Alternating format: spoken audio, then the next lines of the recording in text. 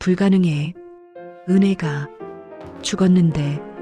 김태환 회장이 거실벽을 짚고 비틀거리며 중얼거립니다. 서재에서 들려오던 피아노 소리에 새하얗게 질린 얼굴입니다. 회장님, 괜찮으세요? 아니, 저 소리가. 저건. 회장은 떨리는 다리를 억지로 움직여 거실로 향합니다. 그곳에는 햇살을 등진 채 피아노를 치는 한 남자가 있었습니다.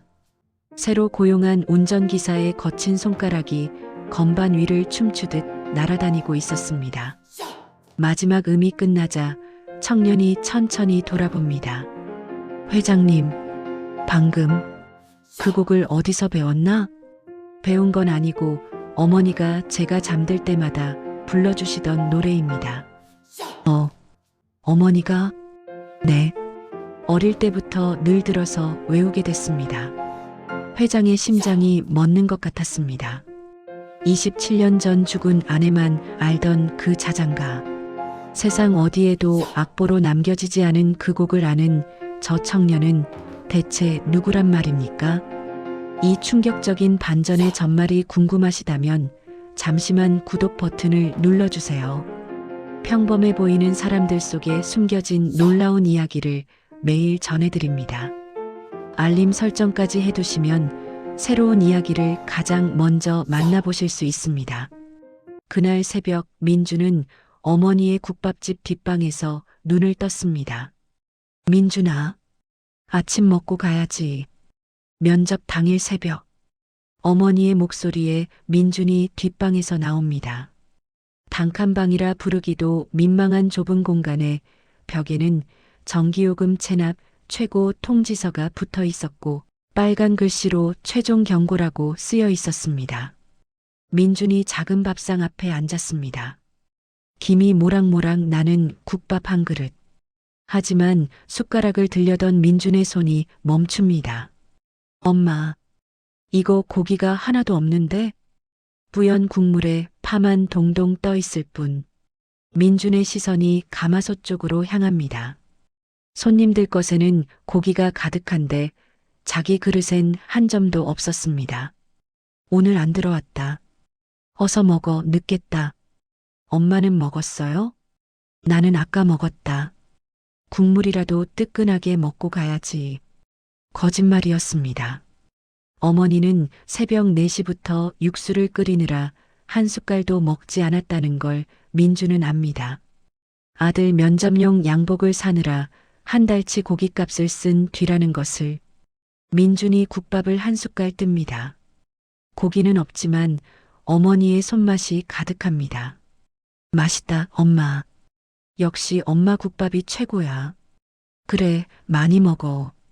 오늘 힘내서 잘해. 어머니가 민준의 머리를 쓰다듬습니다. 그 손등을 본 민준이 깜짝 놀랍니다. 엄마, 손에 왜 이렇게 화상이? 아, 이거 그냥 국 나르다가 살짝 데었어. 괜찮아. 빨갛게 부어오른 화상이 괜찮을 리 없었습니다. 뜨거운 국물을 나르다 데인 게 분명했습니다. 민주는 주먹을 꽉 쥐며 다짐합니다. 이번엔 꼭 붙어야 해. 밥을 다 먹고 일어서는 민준의 손에 어머니가 무언가를 쥐어줍니다. 이거 교통비야. 버스 타고 가. 걸어가면 힘들어. 10,000원짜리 2장. 어머니가 쥐어준 전 재산이었습니다. 고마워요, 엄마. 다녀올게요. 민주는 이 돈은 쓰지 않겠다고. 걸어가서라도 어머니께 고스란히 돌려드리겠다고 다짐합니다. 새벽 6시. 민주는 평창동 언덕을 헐떡이며 오르고 있었습니다.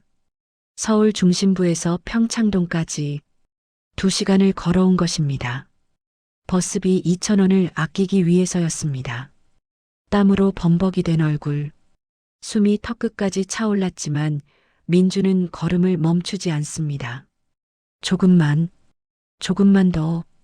어머니가 밤새 바느질해서 고쳐준 남대문 시장표 양복. 소매는 조금 짧고 구두는 굽이 달아있지만 민준에게는 세상 그 어떤 명품보다 귀한 옷이었습니다. 마침내 도착한 김태환 회장의 저택. 으리으리한 대문이 열리고 어서 오세요. 이쪽으로 오시죠. 가정부의 안내를 받아 거실로 들어선 민준. 그때 한 가지가 민준의 시선을 확 잡아끕니다. 거실 한가운데 통유리창으로 쏟아지는 햇살을 받으며 서 있는 검은색 그랜드 피아노. 스타인웨이. 와. 민준은 자신도 모르게 탄성을 냅니다. 평생을 꿈꿔왔지만 한 번도 만져볼 생각조차 못했던 전설의 피아노였습니다. 건반 덮개는 굳게 닫혀 있었고 그 위는 먼지 하나 없이 반들반들했습니다. 민준의 손끝이 저릿저릿합니다. 당장이라도 달려가서 건반을 만져보고 싶은 충동이 일어납니다. 눈독 들이지 마세요.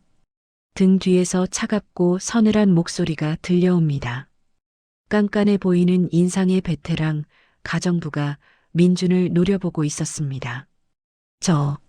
제가 저 피아노는 이 집안의 금기예요. 회장님이 끔찍하게 아끼시는 물건이라 우리 같은 사람들은 근처에만 가도 불호령이 떨어집니다. 건드리기만 해도 바로 해고해요. 알겠어요? 네, 알겠습니다. 죄송합니다. 너무 아름다워서 저도 모르게. 민주는 붉어진 얼굴로 주먹을 꽉 쥡니다. 그래, 나는 운전기사야. 피아노 같은 건 사치지. 오직 돈을 벌어야 합니다. 어머니를 위해서라도. 같은 시각 저택 2층. 재미없어 죽겠네. 양아들 김준서는 명품 잠옷 차림으로 큰 침대에서 하품을 합니다. 침대 옆 책상에는 유학 시절 받았던 피아노 수상 트로피들이 먼지를 뒤집어 쓴 채 방치되어 있었습니다. 집사가 가짜 온 오렌지 주스를 한 모금 마시며 창밖으로는 서울 전경이 한눈에 내려다봅니다. 바로 그 순간 저택 밖 언덕 아래에서는 민준이 마지막 계단을 헐떡이며 오르고 있었고 땀으로 범벅이 된 얼굴. 같은 나이 27세. 하지만 살아온 세상이 너무나 달랐습니다. 잠시 후 2층에서 김태환 회장과 부인 한지숙이 내려옵니다. 회장은 칠순의 나이에도 꼿꼿한 허리와 날카로운 눈빛이었습니다. 자네가 강민준인가? 네, 안녕하십니까. 강민준입니다. 민준은 허리가 부러져라 인사했고 회장은 소파에 앉아 민준의 이력서를 훑어봅니다. 고졸의 경력도 별로고 가진 기술이라곤 운전면허 하나뿐이군. 네, 그렇습니다. 하지만 누구보다 성실하게 일할 자신 있습니다. 시켜만 주시면 제 목숨을 걸고 회장님을 모시겠습니다. 회장은 안경 너머로 민준의 눈을 가만히 응시합니다. 가난하지만 비굴하지 않은 눈. 맑고 깊은 그 눈동자를 보는 순간 회장의 가슴 한 구석이 찌릿하게 울립니다. 눈빛이 살아있군. 요즘 젊은이답지 않게. 그 찰나. 안 돼요. 옆에 앉아있던 부인 지숙이 비명을 지르듯 소리칩니다. 저 인상 좀 봐요. 재수없게 생겼잖아요. 어디서 저런 근본도 없는 놈을 기사로 씁니까? 당장 내보내요. 지숙의 반응은 히스테리에 가까웠습니다. 그녀는 민준의 얼굴을 똑바로 쳐다보지도 못하고 고개를 돌린 채 손을 부들부들 떨고 있었습니다. 그만해요. 당신 오늘따라 왜 이러는 거요? 운전기사는 내가 뽑아요. 내 생명을 맡길 사람이니. 난 이 친구가 마음에 들어. 여보, 자네 내일부터 출근하게. 월급은 자네가 생각한 것보다 넉넉히 줄 테니 대신 성실하게만 일해주면 되네. 감사합니다, 회장님. 정말 감사합니다. 민주는 믿기지 않는다는 듯 눈을 크게 뜹니다. 지숙은 분을 이기지 못하고 씩씩거리며 2층으로 뛰어 올라갑니다. 쾅 하고 방문 닫히는 소리가 거실을 울립니다. 면접이 끝나고 민주는 저택을 나섭니다. 대문을 나서자마자 민주는 주머니에서 낡은 휴대폰을 꺼내. 엄마, 저예요. 그래, 면접은 잘 봤니? 엄마, 저 합격했어요. 내일부터 나오래요. 아이고, 정말? 우리 아들 장하다. 고생했다. 정말 고생했어. 어머니의 울먹이는 목소리에 민준도 코끝이 찡해집니다. 월급도 많이 준대요. 이제 엄마 국밥집 일 좀 줄여도 돼요. 제가 돈 많이 벌어서 엄마 호강시켜 드릴게요. 오냐, 오냐. 내 호강은 무슨, 너만 건강하면 된다. 한편 저택 2층. 지숙은 창밖으로 멀어져 가는 민준의 뒷모습을 보며 손톱을 물어뜯고 있습니다. 닮았어. 너무 닮았어. 은혜 그 여자랑. 눈매가 똑같아. 손이 부들부들 떨립니다. 설마. 아니야. 그럴 리 없어. 그 여자는 죽었어. 아이랑 같이 죽었다고 했잖아. 불안감에 휩싸인 지숙의 눈동자가 심하게 흔들립니다. 회장님이 알면 안 돼. 준서가 알면 끝장이야. 저놈. 어떻게든 내쫓아야 해. 민준이 정식으로 출근한 지 일주일. 회장은 민준의 성실함에 만족하고 있었습니다. 새벽 5시면 어김없이 출근해 차를 닫고 회장이 부르기 전에 먼저 대기하는 청년이었습니다. 어느 날 오후 회장은 갑작스러운 오전 미팅으로 일찍 나갔고 지숙 또한 백화점 VIP 행사에 참석하러 외출한 뒤였습니다. 저택엔 오직 민준 혼자. 청소를 하던 가정부조차 장을 보러 나간 그 짧은 틈이었습니다. 거실 한가운데 놓인 그랜드 피아노가 민준을 강렬하게 끌어당기고 있었습니다. 딱 한 번만. 민준은 홀린 듯 피아노 앞으로 다가갑니다. 떨리는 손으로 검은색 덮개를 천천히 들어 올리자 하얀 상아색 건반들이 가지런히 드러납니다. 심장이 쿵쾅거립니다. 민주는 숨을 죽이고 의자에 앉아 조심스럽게 오른손 검지를 들어 건반 위에 올립니다. 땡 마이너스 마이너스 마이너스. 청아한 울림이 텅 빈 거실을 가득 채웁니다. 한번 건반을 누르자 멈출 수가 없었습니다. 민주는 눈을 감습니다. 그러자 머릿속에 늘 맴돌던 멜로디가 손끝을 타고 흘러나오기 시작합니다. 어릴 적 단칸방에서 잠들 때마다 어머니가 나지막이 흥얼거려주던 자장가. 가사는 없었지만 슬프면서도 따뜻한 그 선율을 민주는 뱃속에서부터 듣고 자란 듯 완벽하게 기억하고 있었습니다. 거친 손가락이 건반 위를 춤추듯 날아다니고 민주는 피아노를 치며 가난도 서러움도 모두 있습니다. 그때 오전 미팅이 취소돼 예정보다 일찍 귀가한 김태환 회장이 현관에 들어서고 있었지만 민주는 피아노 소리에 취해 현관문이 열리는 소리도 들리지 않았습니다. 이 소리는. 회장은 신발을 벗으려다 말고 그대로 굳어버립니다. 거실에서 들려오는 피아노 소리. 그건 단순한 클래식 명곡이 아니었습니다. 27년 전 아내 은혜가 뱃속의 아이를 위해 직접 작곡했던 곡.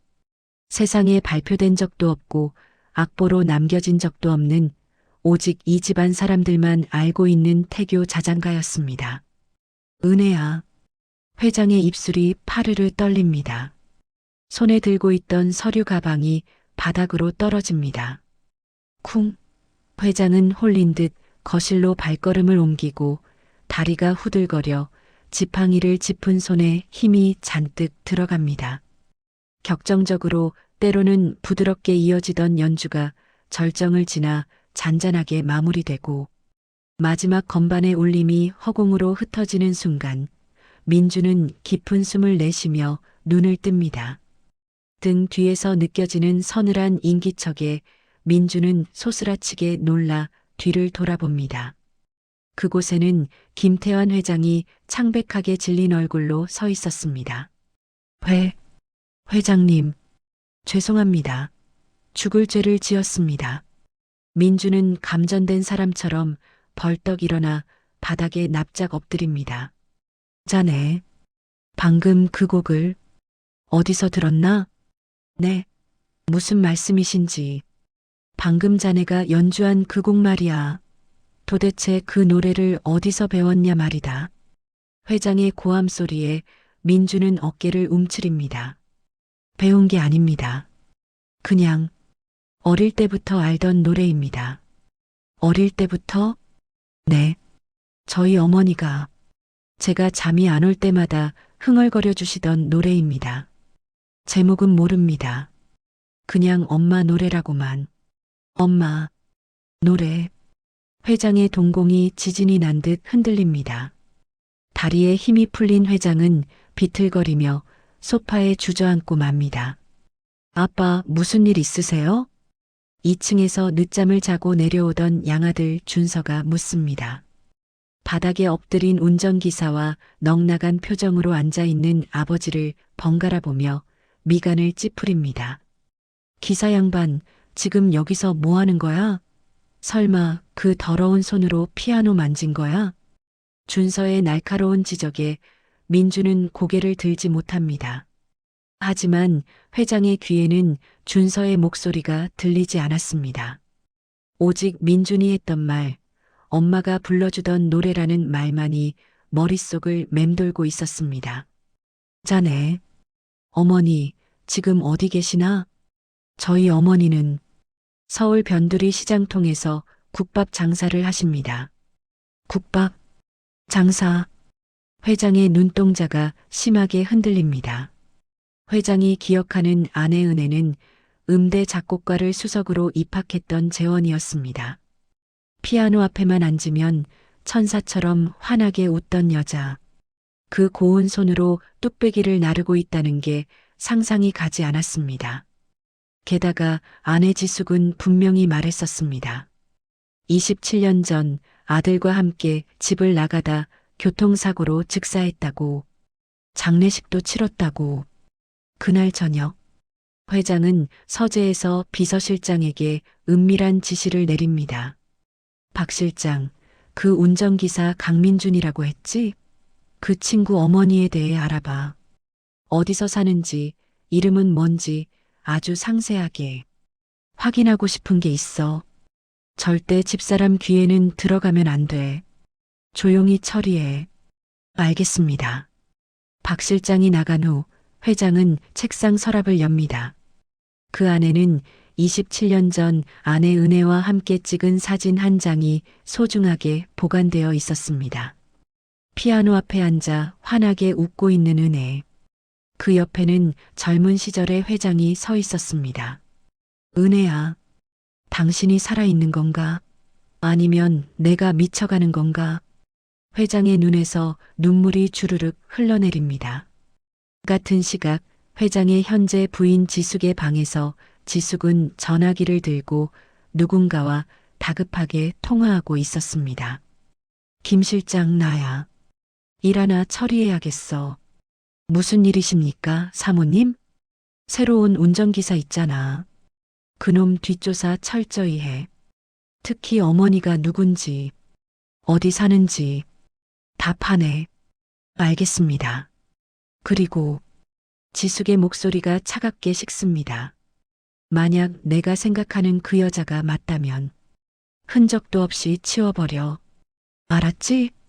전화를 끄는 지숙의 눈빛은 독사처럼 번들거립니다.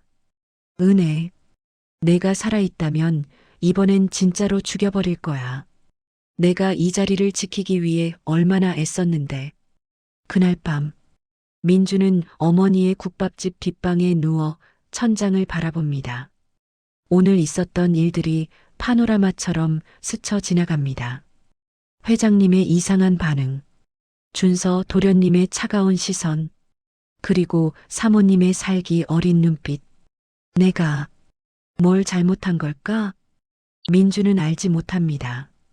자신이 27년 전 사라진 회장의 친아들이라는 것을, 자신의 어머니가 죽은 줄로만 알았던 회장의 전 부인이라는 것을, 그리고 자신을 둘러싼 거대한 음모의 톱니바퀴가 이미 돌아가기 시작했다는 것을.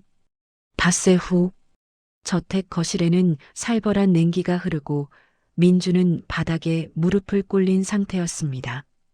그의 앞에는 회장이 평생을 아끼던 몽블랑 만년필이 나뒹굴고 있었습니다. 민준의 양복 안주머니에서 나온 것이었습니다. 이 도둑놈, 내 이럴 줄 알았어. 지숙의 날카로운 고함과 함께 민준의 고개가 사정없이 돌아갑니다. 따기를 맞은 것입니다. 거지 근성은 어쩔 수 없다더니 감히 회장님 물건에 손을 대. 사모님 아닙니다. 저는 정말 모르는 일입니다. 민주는 억울함에 가슴을 치며 절규합니다. 시끄러워. 증거가 이렇게 뻔히 나왔는데 어디서 오리발이야? 회장의 표정은 싸늘하게 굳어 있었습니다. 자네, 내가 월급도 2배로 주고 있지 않았나? 그런데 은혜를 이렇게 갚나? 회장님, 내 눈이 틀렸군. 맑은 눈을 가졌다고 생각했는데 탐욕에 눈이 멀었어. 회장이 등을 돌리는 순간 민준의 세상은 무너져 내렸습니다. 당장 경찰 불러. 콩밥을 먹어야 정신을 차리지. 지숙은 신이 나서 전화기를 듭니다. 그만하시죠. 계단 위에서 차가운 목소리가 날아와 꽂혔습니다. 준서였습니다. 그는 주머니에 손을 꽂은 채 삐딱한 자세로 계단을 내려오고 있었습니다. 준서야, 너는 빠져 있어라. 저런질 나쁜 놈이랑 엮이면 안 돼. 준서는 천천히 걸어와 민준 앞에 떨어진 만년필을 집어듭니다. 그리고 지숙의 눈을 똑바로 응시하며 말합니다. 제가 봤거든요. 아까 낮에 어머니가 기사 대기실에서 나오시는 거. 순간 지숙의 얼굴이 흑빛으로 변했습니다. 너 지금 무슨 소리 하는 거니? 제가 2층 테라스에서 바람 쐬고 있었는데 어머니가 몰래 기사 대기실에 들어가셨잖아요. 저 기사 양반이 세차하고 있을 때요. 준서의 발언에 거실은 찬물을 끼얹은 듯 조용해졌습니다. 회장이 천천히 몸을 돌려 아내를 바라봅니다. 여보, 그게 사실이요? 아니에요. 준서가 잘못 본 거예요. 지숙은 펄쩍 뛰며 부인하지만 당황해서 흔들리는 눈동자는 숨길 수가 없었습니다. 그리고 저 만년필. 어제 아버지가 금고에 넣어두시는 거 제가 봤는데 금고 비밀번호 아는 사람 집안에서 아버지랑 어머니밖에 없지 않나요? 논리정연한 준서의 말에 지숙은 말문이 막혔습니다. 내가 잠시 헷갈렸나 보네. 청소 확인하러 들어갔었어. 지숙은 뻔뻔하게 소리를 지르고는 도망치듯 2층으로 올라가 버립니다. 누가 봐도 명백한 자작극 실패였습니다. 회장은 깊은 한숨을 내쉬며 민준에게 다가갑니다. 일어나게. 회장이 직접 민준의 팔을 잡아 일으켜 세웁니다. 민준의 눈에서는 참았던 눈물이 뚝뚝 떨어져 바닥을 적시고 있었습니다. 죄송합니다. 제가 부덕해서. 아니네, 내가 미안하네. 오늘은 이만 퇴근하고 쉬게. 모두가 물러가고 현관 앞에는 민준과 준서만 남았습니다. 도련님, 감사합니다. 준서는 민준을 쳐다보지도 않은 채 차갑게 대꾸합니다. 착각하지 마. 널 도와준 거 아니니까. 그리고 넌 쫓겨나면 안 돼.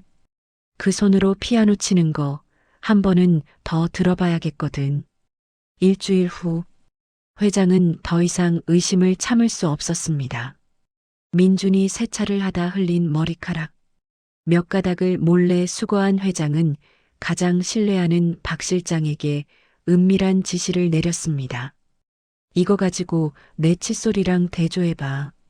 가장 빠르고 가장 정확한 곳으로. 그리고 특히 집사람 귀에는 절대 들어가면 안 돼. 그날 오후 회장은 민준의 어머니가 운영한다는 국밥집 주소를 확인하고 직접 그곳으로 향합니다. 좁은 시장 골목. 저 만치 끝에 원조은행의 국밥이라는 허름한 간판이 보입니다. 회장은 전봇대 뒤에 몸을 숨기고 가게 안을 훔쳐봅니다. 한 여인이 고무장갑을 낀 채 산더미처럼 쌓인 뚝배기를 닦고 있었습니다. 아니야. 이럴 리가 없어. 그때였습니다. 아이고, 허리야. 여인이 허리를 펴며 고무장갑을 벗습니다. 그리고 이마에 맺힌 땀을 닦으며 고개를 듭니다. 하얀 김이 걷히고 여인의 얼굴이 오후의 햇살 아래 드러났습니다. 그 순간 회장의 심장이 멈췄습니다. 세월의 풍파를 맞아 주름지고 고생으로 얼굴빛은 거칠어졌지만 그 이목구비는 회장이 죽을 때까지 잊지 못할 얼굴이었습니다. 27년 전 아내 서은혜가 분명했습니다. 은혜. 회장의 다리에 힘이 풀렸습니다. 지팡이를 놓친 그는 비틀거리다 쓰레기 더미 위로 주저앉고 맙니다. 숨이 쉬어지지 않습니다. 바로 그 시각 박 실장에게서 전화가 옵니다. 회장님, 결과가 나왔습니다. 어떻게 됐나? 친자관계 성립 확률 99.9%입니다. 강민준 씨는 회장님의 친아들이 맞습니다. 회장의 휴대폰이 바닥으로 떨어집니다. 내 아들이었어. 27년 만에 찾은 아들. 27년 만에 찾은 아내. 회장의 눈에서 뜨거운 눈물이 폭포수처럼 쏟아집니다. 바로 그 순간 휴대폰에서 박 실장의 다급한 목소리가 새어나옵니다. 회장님, 큰일 났습니다. 강민준 씨 어머니가 운영하는 국밥집이 용역 깡패들한테 습격당했답니다. 뭐라고?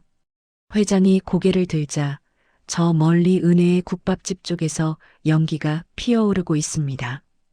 사람들의 비명소리, 무너지는 건물 소리, 엄마, 민준의 절규하는 목소리가 골목을 가득 채웁니다. 국밥집 앞, 깡패들이 휘두른 쇠파이프에 가게 기둥이 무너지고 천장이 무너져 내립니다. 엄마, 위험해. 민준이 본능적으로 몸을 날립니다. 그는 어머니를 밀쳐내고 자신의 등으로 떨어지는 천장 잔해를 받아냅니다. 콰직 마이너스. 둔탁하고 끔찍한 소리. 민준의 입에서 붉은 피가 울컥 쏟아져 나옵니다. 민준아. 은혜의 처절한 비명. 엄마, 안 다쳤어?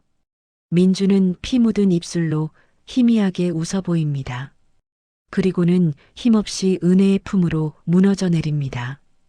그의 등에서는 붉은 피가 솟구쳐 바닥을 흥건하게 적십니다.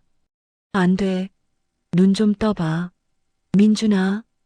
은혜가 아들을 흔들며 울부짖습니다. 그 광경을 목격한 회장은 극심한 충격에 가슴을 부여잡으며 그 자리에 쓰러지고 맙니다. 27년 만에 찾았는데 단 1초도 아빠라고 불러보지 못한 채 회장의 의식이 끊어집니다. 기쁨과 절망이 동시에 밀려온 노인의 심장은 그 충격을 견디지 못했습니다. 구급차 사이렌 소리가 시장 골목을 울립니다. 하나는 민준을 위해, 하나는 회장을 위해 운명의 톱니바퀴가 무섭게 돌아가고 있었습니다. 병원 응급실, 민준이 실려온 지 6시간째. 수술실 불은 여전히 켜져 있고 복도에는 피범벅이 된 은혜가 무릎을 꿇고 기도하고 있었습니다. 하느님, 제발 우리 아들만은 살려주세요. 바로 그때 복도 끝에서 휠체어를 탄 회장이 나타납니다. 회장은 떨리는 손으로 품에서 구겨진 종이 한 장을 꺼냅니다. 유전자 검사 결과지였습니다. 은혜야. 그 목소리에 은혜의 어깨가 크게 움찔합니다. 너무나 오랜 세월이 흘렀지만 뼛속 깊이 박혀 잊을 수 없는 목소리였습니다. 은혜가 천천히 고개를 돌립니다. 여보, 27년 전 호랑이 같았던 남편은 이제 병든 노인이 되어 서 있었습니다. 회장은 비틀거리며 은혜에게 다가갑니다. 그리고 떨리는 손으로 유전자 검사 결과지를 내밉니다. 맞았어. 내 아들이 맞았어. 민준이가, 내가 그토록 찾아 헤매던 아들이, 내가 눈이 멀어 내 새끼를 못 알아봤다. 하지만 은혜의 반응은 싸늘했습니다. 그녀는 자리에서 벌떡 일어났습니다. 이제 와서요? 이제 와서 아들이라고요? 은혜야, 오지 마세요. 다가오지 마세요. 은혜가 비명을 질렀습니다. 27년 전 비 오는 밤에 우리를 내다버린 게 누군데? 갓난아기였던 민준이랑 나를 쓰레기 취급하며 쫓아낸 게 누군데? 은혜의 절규에 회장은 숨이 턱 막혔습니다. 그게 무슨 말이야? 지숙은 당신이 아이를 데리고 도망치다 죽었다고. 거짓말. 그 악마 같은 여자가 꾸며낸 거짓말이에요. 은혜는 가슴을 쥐어 뜯으며 울부짖습니다. 그 여자가, 한지숙이 내 아들을 뺏어갔어요. 쌍둥이였어요. 형 준서는 데려가고 동생 민준만 내 품에 남겨뒀죠. 은혜의 목소리가 떨립니다. 그 여자는 원래 아버님 회사 비서였고 당신에게 마음을 품고 저를 시기하고 질투하던 그 여자가 제가 출산하던 날 밤 아무도 없을 때 병실로 들어와서 협박했어요. 준서를 데려가며 그랬죠. 조용히 사라져라. 내가 죽은 걸로 꾸며주마. 거부하면 남은 애까지 죽인다고. 회장의 입술이 바들바들 떨립니다. 그리고 며칠 뒤 그 여자가 거짓 교통사고를 꾸며서 나와 아이가 죽었다고 아버님께 보고했어요. 가짜 장례식까지 치르고 그렇게 그 여자가 이 집 안주인 자리에 올라앉은 거예요. 회장의 얼굴이 새하얗게 질립니다. 쌍둥이라고? 그리고 지숙이 그런 짓을. 준서가 내 친아들이란 말이냐? 그래요. 준서도 민준도 다 제 배 아파 낳은 제 새끼들이에요. 그런데 그 여자가 아이 하나로 부인 자리를 차지하고 형제를 27년간 갈라놓은 거예요. 내가 얼마나 큰 죄를 지었는가. 회장이 오열했습니다.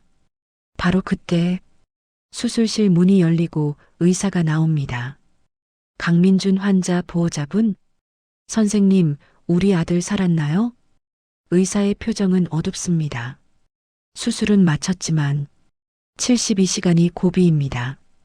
각오하셔야 할 것 같습니다. 은혜는 그 자리에 무너져 내립니다. 회장도 휠체어에서 미끄러지듯 바닥으로 주저앉습니다. 27년 만에 찾은 아들. 하지만 그 아들이 눈앞에서 사라질 위기에 처했습니다. 복도에는 두 사람의 울음소리만이 메아리 쳤습니다. 72시간 후 중환자실 문이 열리고 의사가 나옵니다. 의식을 되찾았습니다. 고비를 넘겼어요. 은혜가 그 자리에 주저앉으며 하늘을 우러러 감사기도를 올립니다. 회장도 휠체어에서 떨리는 손을 모읍니다. 병실 안. 민준이 눈을 뜹니다. 엄마, 아프지 않아? 깨어나자마자 자신보다 어머니를 먼저 챙기는 아들. 은혜는 왈칵 눈물을 쏟으며 고개를 끄덕입니다. 회장이 떨리는 손으로 민준의 손을 잡습니다. 민준아, 아빠라고 불러다오. 27년 늦었지만, 아빠요? 그래, 내가 내 친아버지다. 민준의 눈에서 눈물이 주르륵 흘러내립니다. 그날 저녁, 차가운 유치장 안, 수의를 입은 지숙은 쇠창살을 붙잡고 있었습니다. 화려했던 모피 코트와 다이아몬드 반지는 모두 압수당했습니다. 회장님께서는 아동유괴, 사기, 협박, 살인 미수 혐의로 법적 최고형을 구형하도록 검찰에 탄원서를 제출하셨습니다. 변호사의 차가운 말에 지숙의 세상이 무너져 내렸습니다. 27년간 쌓아올린 부와 권력이 하루아침에 제로 변했습니다. 3년 후 예술의 전당 콘서트홀. 민중과 준서의 듀오 피아노 연주회가 열립니다. 연주곡은 27년 전 회장과 은혜가 함께 만든 그 자장가. 슬픔의 곡이 사랑과 치유의 곡으로 재탄생했습니다. 연주가 끝나고 민준이 무대에서 내려와 어머니에게 다가갑니다. 오늘 이 무대는 한 분께 드리는 선물입니다. 평생 굶주리며 저를 키워주신 어머니. 민준이 은혜의 거친 손을 꽉 잡습니다. 어머니, 이 손이 세상에서 가장 아름답습니다. 객석 맨 앞 한복을 곱게 차려입은 은혜가 울먹입니다. 연주회가 끝난 후 저택 정원. 27년 전 은혜가 쫓겨난 바로 그 대문 앞. 회장이 은혜의 손을 잡습니다. 당신을 다시 이 문 안으로 들이고 싶소. 정당한 주인으로. 은혜가 대문을 천천히 밀어 엽니다. 민준과 준서의 손을 잡고 함께 안으로 들어섭니다. 저택 거실. 금기의 피아노 앞. 회장이 건반 덮개를 천천히 엽니다. 은혜야, 우리 아들들이 돌아왔소. 민준이 아버지 옆에 앉습니다. 부자가 처음으로 함께 건반 위에 손을 얹습니다. 27년 만에 다시 울려 퍼지는 자장가. 슬픔이 아니라 회복의 노래였습니다. 악인은 벌을 받고 선인은 보상을 받는 것. 그 당연한 이치가 27년이라는 긴 세월을 돌아 마침내 이루어졌습니다. 진짜 부자는 돈이라는 걸. 가장 가난했던 순간에 고기 없는 국밥 한 그릇이 어쩌면 세상에서 가장 값진 음식이었는지도 모릅니다. 혈연보다 진한 것은 함께 흘린 눈물이고 가장 아름다운 손은 사랑하는 사람을 위해 희생한 그 손이니까요. 여러분은 어디에서 이 사연을 듣고 계신가요? 댓글로 남겨주시는 모든 분께 올 한 해 만사형통하시길 기도드리겠습니다. 좋아요, 구독, 알림 설정도 함께 해주세요.